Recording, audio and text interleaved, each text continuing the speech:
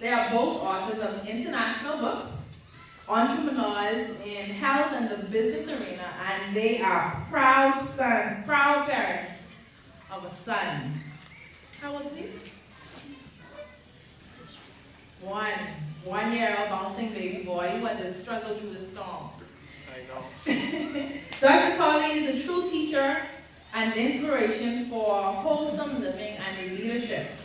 He has traveled throughout the Bahamas, USA, and the Caribbean, Asia, and Africa doing the same.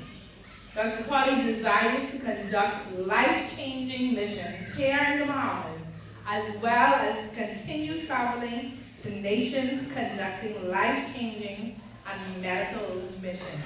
I would like for all of you here to give a rousing round of applause to Dr. Collie and welcome him as he comes to the lectern to make his presentation.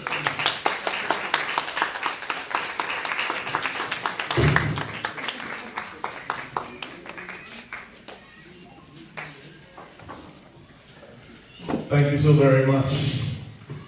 Thank you. I owe you for that wonderful introduction. Good afternoon. I said good afternoon, everyone. Dr. Major, thank you so much for those kind words. And protocol, let's go through that quickly. To the wonderful coordinators, I see Dr. Higgs in the back there, and your wonderful team. Dr. Theo, who just shared, a good brother and friend. To Deacon Hollingsworth, what an inspiration. Put your hands together. What a powerful inspiration. And I could not help but almost be brought to tears for someone who shared his personal experience and is still going through, but yet had the strength to be here to encourage us. Let's give him a wonderful applause again. Please, come on, we can do better than that. As we continue to pray for him and his family during this very challenging time. Janelle was, or is, a great, great person. I met her over the years, and a lively person. I could not believe what I saw when I did see it.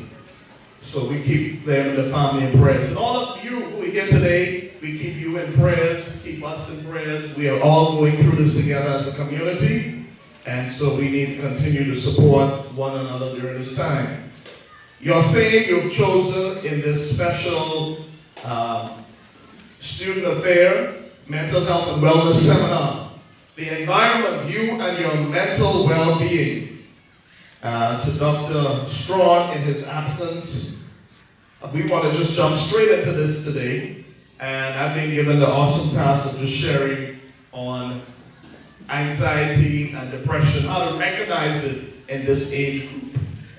Many times, persons overlook the children, the adolescent, and the young adults in tragedy.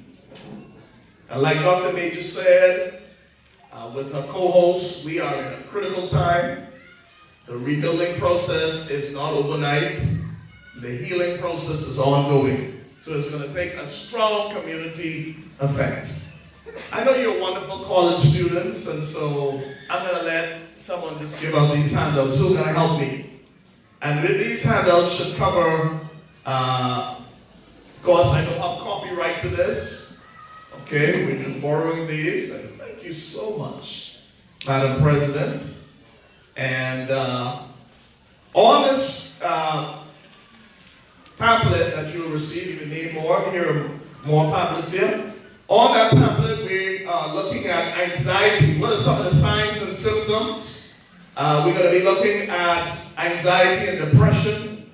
And then also on this, you're going to have signs and symptoms. And what is post-traumatic stress disorder? And also 65 signs and symptoms of stress. All right, are you ready? You know, we're in the social media age, so I hope you don't mind. I have some guests online here. It's not pointing towards you, it's pointing this way with social media live, just so that those who are in the country who wanted to be here and those who have asked to share and join, who are a part of this community and in Abaco, can be empowered by that. Is that all right? Is that all right? Clap your hands. Let them hear you. Dr. Major and some of you who are in these programs, psychology, I read a few research papers last night in preparing to come here.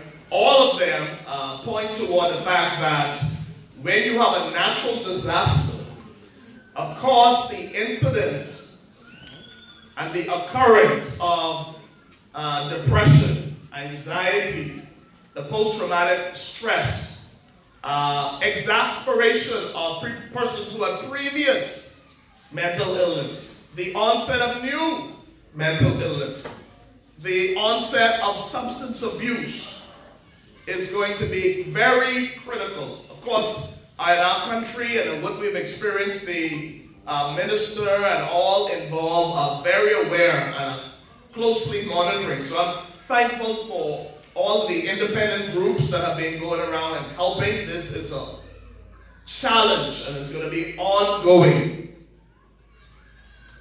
But if I were to give you a few pointers, let's look at, for example, are you with me? Yes. Let's look at major depressive disorder. And I'm going to do that, and I'm going to be using this book here from the American Psychiatric Association. And this book is called the Diagnostic Criteria, DSM-5. This is the book that we use to categorize. Any of you familiar with DSM-5? Diagnostic and Statistical Manual, the 5th version. Okay, you're not. Wonderful. Any psychology majors, sociology majors here? Okay, very good. Forensics. All right, so when you look at depression, the key thing with depression is write this down, add this to that pamphlet you have, get your pens out. This is not a free day. You're still in class. Smile. Some of you smile. Look at your neighbor and say, smile, please. Don't frighten the speaker. You were smiling with Deacon, so please smile with me. Look at your neighbor and say, please smile for Doc. Okay. And if you look at your neighbor and they cannot smile, tell them, please see Dr. Collie after this session. Okay. All right, so for the diagnosis of major depression, you must have 5 or more of the following symptoms. How many? 5 or more. And they must last for a minimum period of what? 2 weeks. And at least one symptom must be either depressed mood or loss of interest or pleasure. However, now, this can be overwritten if a person is suicidal. If someone is suicidal, you don't wait 2 weeks to treat, because they are already at the point where if you don't act quickly, you could have loss of life. So it's very, very important. And as we shared, I need you to know this because you're going to have friends and family members that all of you and I will have to look to assist during this time. I go into restaurants and I talk to people and I try to help them there. And I'm telling you, it happens all the time. People just begin to break down. Just being my brother's keeper. And they begin to break down. And so we're going to we must have a keen eye for our friends and family and loved ones who may be suffering from depression and ready to end their lives for whatever reason. Sadly, we're going to have to know these symptoms so we can help them. Is that all right today? So this session is more than just you sitting down. This is for you. It can possibly help your life and the life of your loved ones, friends, and community. It's a big responsibility. So 5 of those things for 2 weeks or more. And what are some of those things? Depressed. Number 1, depressed mood most of the day, nearly every day. It's not just feeling sad or someone just died and you just have this normal feelings. But it must be this continuous ongoing feeling, okay? Or the person says, I feel sad, I feel empty, I feel hopeless. Now in children and adolescents, children cannot verbalize. Some can, but most of them cannot verbalize, say, hey, I'm depressed. I've been depressed for 2 weeks. So how do you think they will present, some of them? Help me. Huh? By their action, very good. What will be some of those actions? Bad behavior. What else? Huh? Crying. What else? Secluded, isolated. What else? You all smart, eh? Very good. And some cases they can be irritable. You know, just not themselves, cranky, isolated, withdrawn, learning difficulties, not focusing, coping in class, not playing with their friends. So we have to look out for children as well, okay? Especially during the storm. Let's move on. Decreased interest or pleasure in almost all activities. You used to play basketball, you used to like to dress up, you like to, you know, like a favorite show or favorite location, and all of a sudden that stops. That changes. Significant weight loss when not dieting. Huh? All of a sudden this person starts losing weight because their appetite is decreased and they're not dieting. You know something is wrong. Or, for some people, when they're depressed, they eat more. Don't look at your neighbor, please. Do not look around. All right? Yeah, because, you know, troubles come and now you're eating more. Why? Sometimes for comfort. All of these things. Insomnia. Some people who are depressed, they cannot sleep. And some people who are depressed sleep insomnia or hypersomnia. They sleep more. Agitation. Loss of energy every day. Feeling of worthlessness. Decreased ability to think. You college students, you might not, you know, might not be able to focus. You get that book and you cannot sit down for 20 minutes to focus because you're just out of it. Recurrent thoughts of death, recurrent suicidal thoughts without a specific plan, or suicidal attempt with a specific plan. Okay, and this depression does not represent grieving, because when someone dies, it's a normal process of grieving after death. So this is not the same, you know, we have to make sure that's not there. So, some of the symptoms, everyone's clear on that? So depression is very real. It's very prevalent in the population. And all of the studies from WHO and all the major groups are saying depression will be one of the major causes of disability in the next few years, over the next 3 to 5 years. More than other medical conditions. Loss of time and loss of work. Mental illness, in particular depression, will be one of the major indicators of health. Now, as we look, since you biology students are here, before we used to just think depression was just only a mood disorder, and it is, but we now know that it's related to neurochemicals. 10 minutes remaining already? Okay. I didn't see you do that for Deacon. Very good. All right, so I will wrap this up. So, thank you. So, depression, we know, is related to serotonin. That's a neurochemical in the brain. And so, once you have those low serotonin, this is where you get all these symptoms of depression. And so, our treatment now is geared toward giving you medication, antidepressant that increases the amount of serotonin in the brain that will give you that sense of well-being. We also encourage you to, start with exercising. Healthy diets are very important to helping out with mood. And then if you need extra help, then this is where the psychotherapy, seeing a psychologist, psychiatrist, or even your family doctors are now able to do it. And also, they will give different techniques on coping, and also having a partner, meaning that bring a parent or a loved one along, so that if you ever have the feeling of suicide, that's the key person you call. And with their help, you will be able to get to the emergency room right away before any attempt. They are also there to monitor the medication so that persons do not attempt suicide with any medication or any objects around. And if that doesn't help, of course, suicidal attempts and ideas is a psychiatric emergency that warrants hospital admission. Any questions on that? Good. So your pamphlet says, the next thing, anxiety.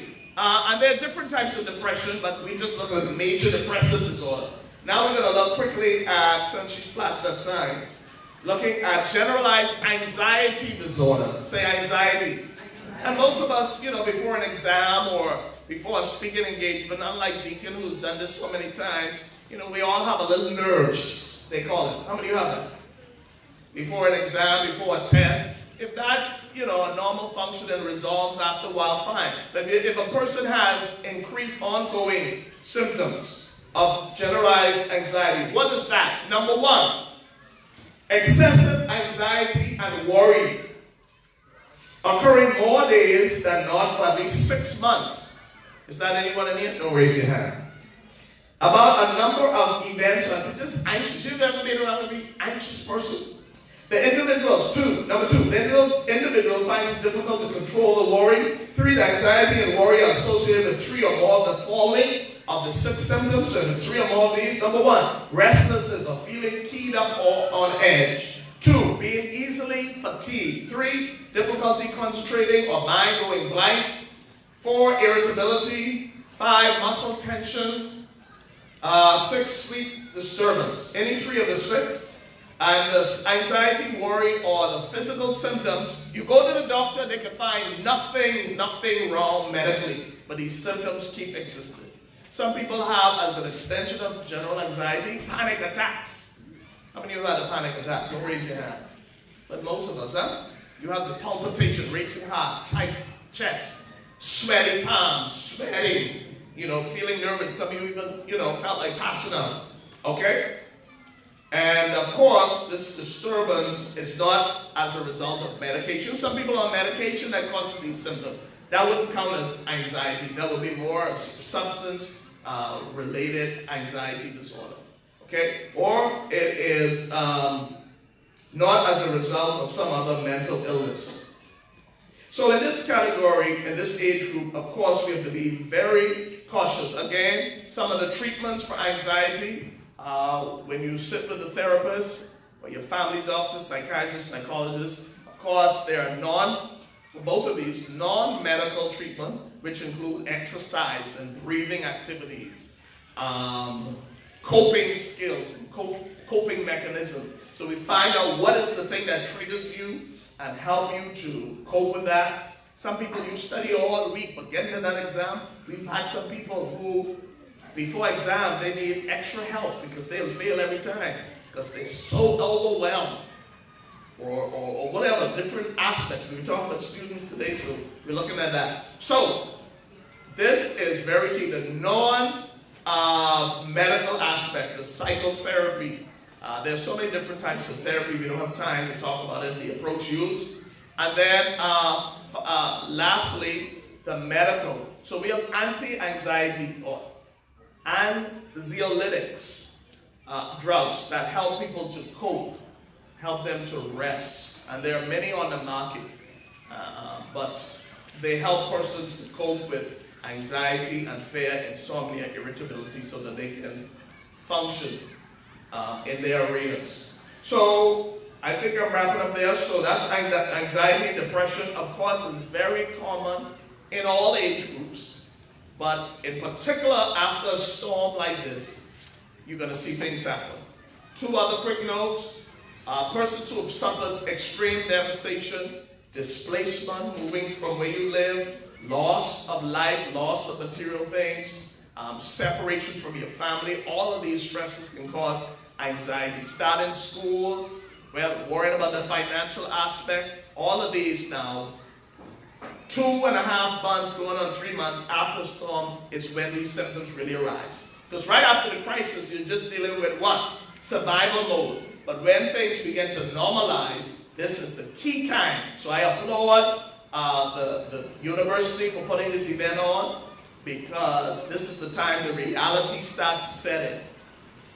And people start to have these feelings of so many things and uncertainties. I finished now.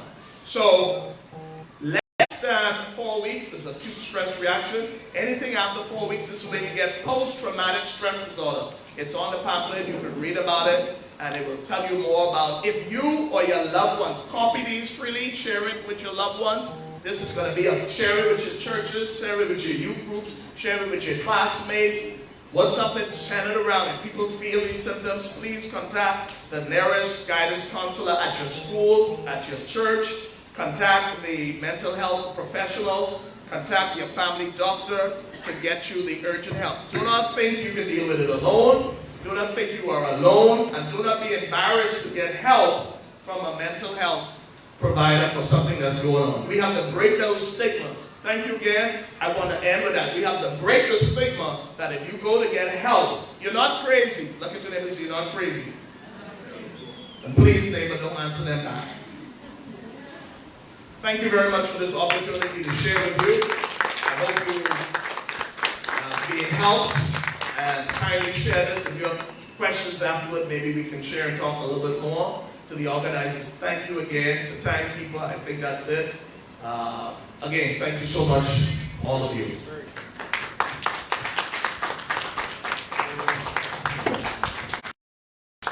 Thank you so much, Dr. Collie, for that very nice message. Up next, we are going to have some members of the St. Bernard Project. The St. Bernard Project is a US-based, non